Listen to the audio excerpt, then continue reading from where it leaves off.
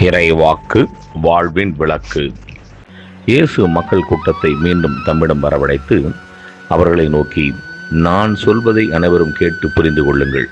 வெளியே இருந்து மனிதர்களுக்குள்ளே சென்று அவளை தீட்டுப்படுத்தக்கூடியது ஒன்றுமில்லை. மனிதருக்கு உள்ளே இருந்து வெளியே வருபவையே அவளை தீட்டுப்படுத்தும். கேட்க செவியுள்ளோர் கேட்கட்டும் என்று கூறினார்.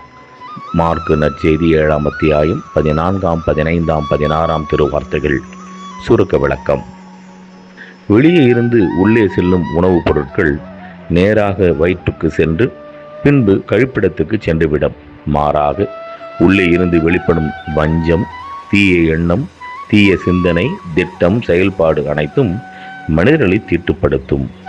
பிறருக்கு தீங்கு விளைவிக்காத செயல்களையே செயல்படுத்த முயல்வோம். ஆமேன்.